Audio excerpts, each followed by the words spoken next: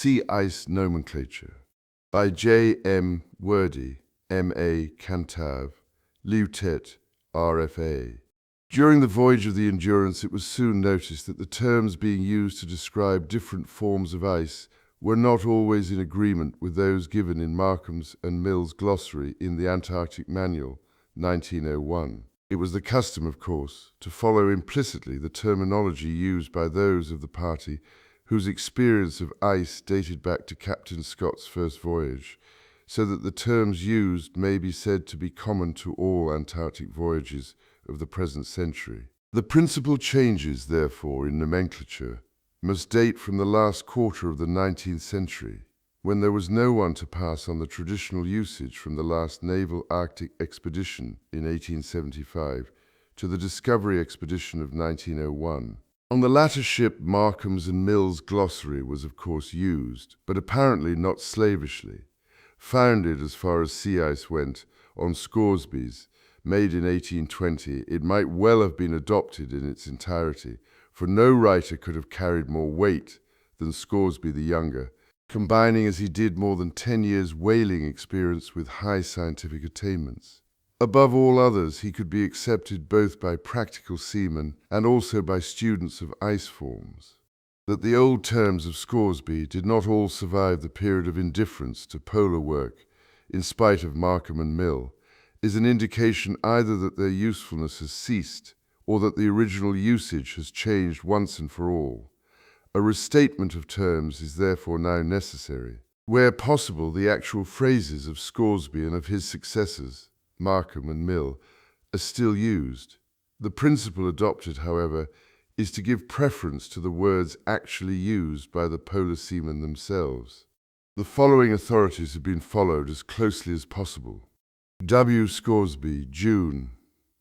An Account of the Arctic Regions, 1820, Vol I, pp. 225, 223, 238, 241. C. R. Markham and H. R. Mill in the Antarctic Manual, 1901, pp. 5 J. Peyer, New Lands Within the Arctic Circle, 1876, Vol I, pp. 3-14. W. S. Bruce, Polar Exploration, in Home University Library, C. 1911, pp. 54-71. Reference should also be made to the annual publication of the Danish Meteorological Institute showing the Arctic ice conditions of the previous summer. This is published in both Danish and English, so that the terms used there are bound to have a very wide acceptance. It is hoped, therefore, that they may be the means of preventing the Antarctic terminology following a different line of evolution, for but seldom is a seaman found nowadays who knows both polar regions. On the Danish charts, 6 different kinds of sea ice are marked, namely unbroken polar ice, land flow, great ice fields, tight pack ice, open ice, bay ice and brash. With the exception of bay ice, which is more generally known as young ice, all these terms pass current in the Antarctic. Slush or sludge. The initial stages in the freezing of seawater, when its consistency becomes gluey or soupy.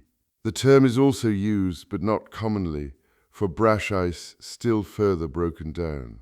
Pancake ice. Small circular flows with raised rims. Due to the breakup in a gently ruffled sea of the newly formed ice into pieces which strike against each other and so form turned-up edges. Young ice. Applied to all unhummocked ice up to about a foot in thickness. Owing to the fibrous or platy structure, the flows crack easily, and where the ice is not over thick, a ship under steam cuts a passage without much difficulty. Young ice may originate from the coalescence of pancakes, where the water is slightly ruffled, or else be a sheet of black ice, covered maybe with ice flowers, formed by the freezing of a smooth sheet of seawater.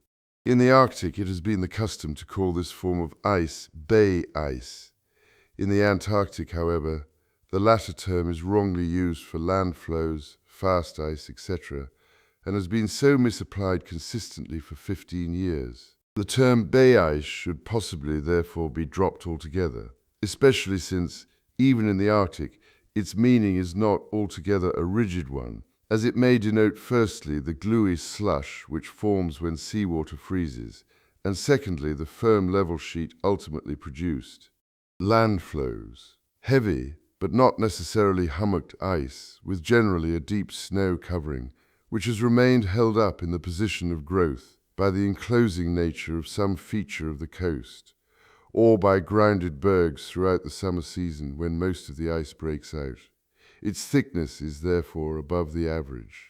Has been called at various times fast ice, coast ice, land ice, bay ice, by Shackleton and David and the Charcot expedition, and possibly what Drygalski calls shelf ice is not very different. Flow.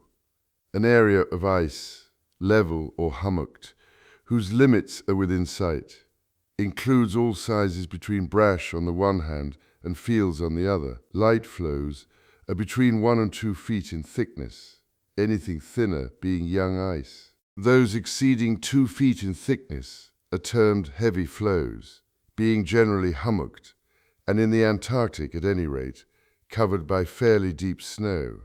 Field. A sheet of ice of such extent that its limits cannot be seen from the masthead. Hummocking includes all the processes of pressure formation whereby level young ice becomes broken up and built up into hummocky flows.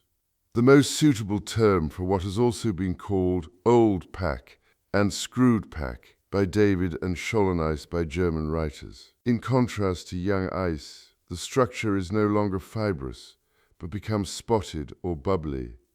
A certain percentage of salt drains away, and the ice becomes almost translucent. The pack is a term very often used in a wide sense to include any area of sea ice, no matter what form it takes or how disposed. The French term is banquise de derive, pack ice. A more restricted use than the above, to include hummocky flows or close areas of young ice and light flows. Pack ice is close or tight if the flows constituting it are in contact, open if for the most part they do not touch. In both cases it hinders, but does not necessarily check, navigation. The contrary holds for drift ice, loose open ice where the area of water exceeds that of ice. Generally, drift ice is within reach of the swell and is a stage in the breaking down of pack ice, the size of the flows being much smaller than in the latter. Scores buys use of the term drift ice for pieces of ice intermediate in size between floes and brash has, however, quite died out. The Antarctic or Arctic pack usually has a girdle or fringe of drift ice. Brash, small fragments and roundish nodules, the wreck of other kinds of ice. Bergy bits, pieces about the size of a cottage, of glacier ice or of hummocky pack washed clear of snow. Growlers, still smaller pieces of sea ice than the above, greenish in color and barely showing above water level. Crack, any sort of fracture or rift in the sea ice covering. Lead or lane, where a crack opens out to such a width as to be navigable. In the Antarctic, it is customary to speak of these as leads, even when frozen over to constitute areas of young ice. Pools, any enclosed water areas in the pack, where length and breadth are about equal.